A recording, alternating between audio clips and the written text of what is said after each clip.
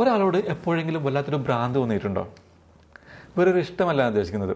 എപ്പോഴും ആ ഒരാളെക്കുറിച്ച് മാത്രം ചിന്തിച്ചുകൊണ്ടിരിക്കുക. ഉള്ളിൽ അവരോട് സംസാരിക്കുക. അവർ മെസ്സേജ് അയച്ചോ നോക്കാൻ ഇടയ്ക്കിടെ ഫോൺ എടുത്ത് നോക്കുക. അവരോടൊപ്പമുള്ള നിമിഷങ്ങൾ മനസ്സിൽ വീണ്ടും വീണ്ടും ഓർത്തെടുക്കുക. അവരോടൊപ്പമുള്ള സ്വകാര്യ നിമിഷങ്ങളും സെക്ഷൽ ഫാൻറ്റസികളും വരെ നിങ്ങളുടെ ഉള്ളിൽ വന്ന് പോകാറുണ്ടാകും. ചിലപ്പോൾ അവരോടൊപ്പമുള്ള ഒരു ജീവിതം തന്നെ നിങ്ങൾ സങ്കല്പിച്ച് കൂട്ടിയിട്ടുണ്ടാകും. പക്ഷേ ഇവിടെയാണ് സ്ട്രേഞ്ച് ആയിട്ടുള്ളൊരു കാര്യമുള്ളത്. ഇപ്പോൾ ആരെങ്കിലും നിങ്ങളോട് ചോദിക്കുകയാണ്, ശരിക്കും ആ വ്യക്തിയെക്കുറിച്ച് നിനക്ക് എന്താ അറിയാം എന്ന്. അപ്പോൾ നമ്മൾ തിരിച്ചറിയും, സത്യത്തിൽ നമുക്ക് അവരെക്കുറിച്ച് ഒന്നും അറിയില്ല. കാരണം നമ്മൾ ഇത്രയും കാലം പ്രാണനെ പോലെ സ്നേഹിച്ചത് ആ മനുഷ്യനെ അല്ല, പകരം നമ്മുടെ മനസ്സുണ്ടാക്കിയെടുത്ത ഒരു സങ്കല്പത്തെയാണ്. സൈക്കോളജിനെ വിളിക്കുന്ന പേരാണ് ലിമറൻസ്. പലരും വിചാരിക്കുന്നത് ലിമറൻസ് എന്ന് പറഞ്ഞാൽ വെറും ഒരു ക്രഷ് ആണെന്നാണ്. പക്ഷെ സംഗതി അതിനേക്കാളൊക്കെ ആഴത്തിലുള്ള ഒന്നാണ്. 1979 ഡെറോത്തി തെന്നോവ് എന്ന സൈക്കോളജിസ്റ്റാണ് ആദ്യമായി ഈ വാക്ക് ഉപയോഗിച്ചത്. അവരുടെ അഭിപ്രായത്തിൽ ഇത് നമ്മുടെ നിയന്ത്രണത്തിലല്ലാത്ത ഒരു മാനസികാവസ്ഥയാണ്. ഒരാളോടുള്ള അതിശക്തമായ മോഹം, അവരെക്കുറിച്ചുള്ള ചിന്തകൾ മാത്രം, പിന്നെ വൈകാരികമായി അവരെ മാത്രം ആശ്രയിച്ച് ജീവിക്കുക. ഇതൊക്കെയാണ് ഇതിന്റെ ലക്ഷണങ്ങൾ. സൈക്കോളജിയിൽ ആ വ്യക്തിയെ വിളിക്കുന്നത് ലിമറന്റ് ഒബ്ജക്റ്റ് എന്നാണ്. ഇതിൽ ഏറ്റവും പേടിപ്പിക്കുന്ന കാര്യം എന്താണെന്നറിയോ?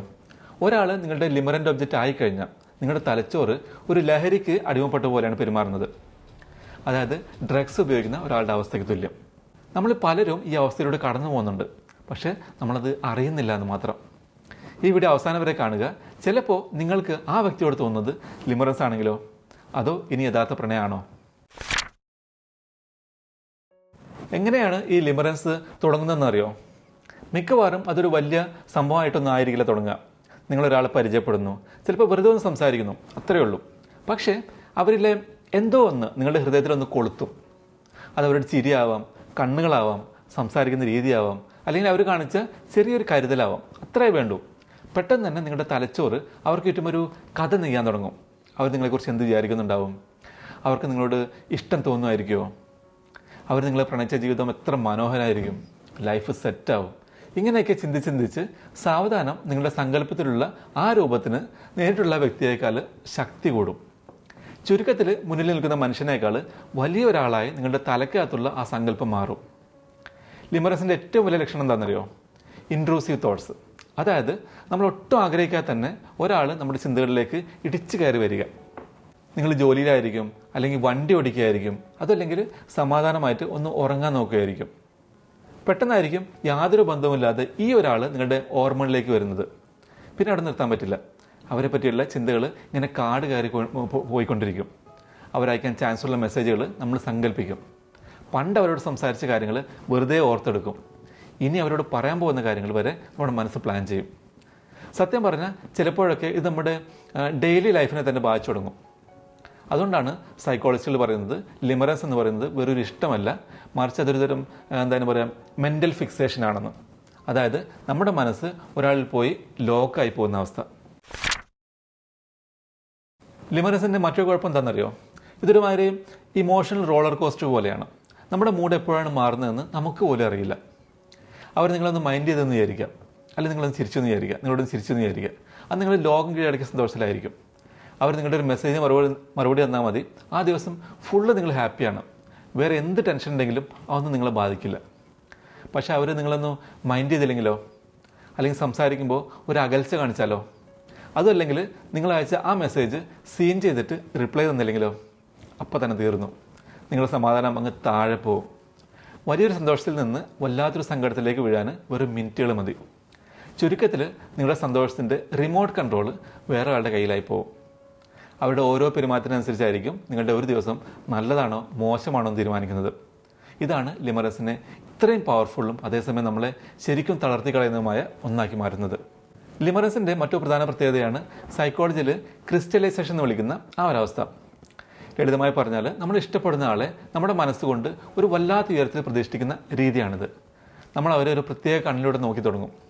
അവർ മറ്റുള്ളവരെക്കാളും സൗന്ദര്യമുള്ളവരാണെന്നും ബുദ്ധിയുള്ളവരാണെന്നും ഭയങ്കര സ്നേഹമുള്ളവരാണെന്നും എല്ലാവരെക്കാളും സ്പെഷ്യലാണെന്നും ഒക്കെ നമ്മൾ വിശ്വസിക്കും. ഈ സമയത്ത് ഒരു വിചിത്രമായ കാര്യം സംഭവിക്കും. നമ്മൾ അവരുടെ കുറവുകളൊക്കെ കാണാതാവും.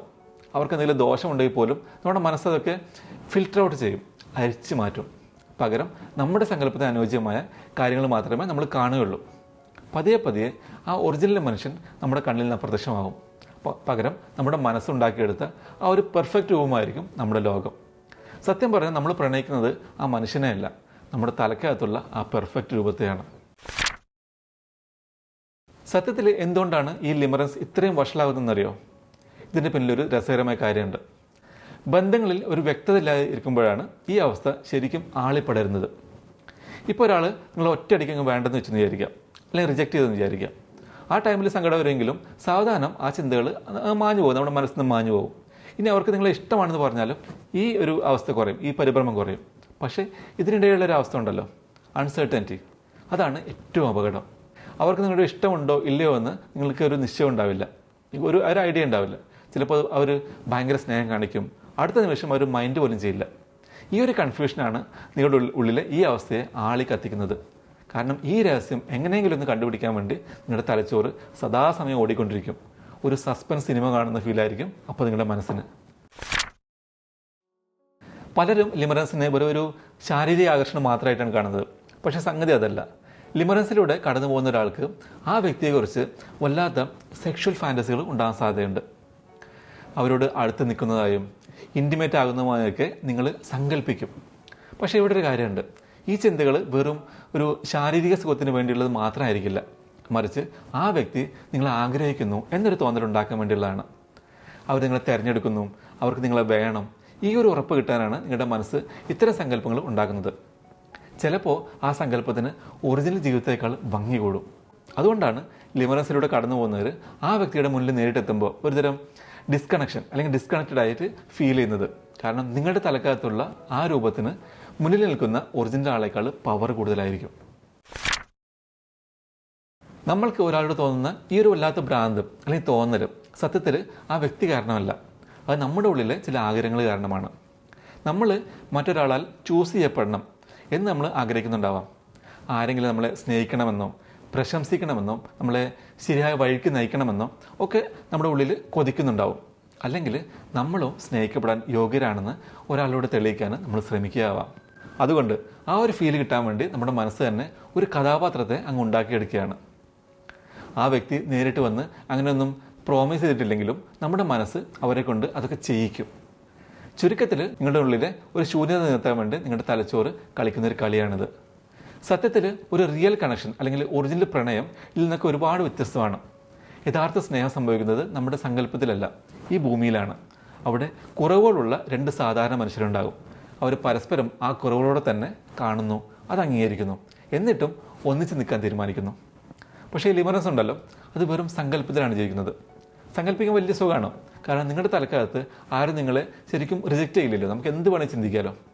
അതുകൊണ്ട് അടുത്ത തവണ ഒരാൾ നിങ്ങളുടെ ചിന്തകളിൽ ഇങ്ങനെ എന്താ പറയുക വാടക കൊടുക്കാതെ താമസിക്കാൻ വരുമ്പോൾ ഒന്ന് നിൽക്കുക, എന്നിട്ട് നിങ്ങളോട് തന്നെ ഒരു സിമ്പിൾ ചോദ്യം ചോദിക്കുക, ഞാൻ ശരിക്കും ഈ മനുഷ്യനെയാണോ സ്നേഹിക്കുന്നത്, അതോ ഇവരെക്കുറിച്ച് എൻ്റെ മനസ്സ് ഉണ്ടാക്കിയെടുത്ത ആ കഥയെയാണോ?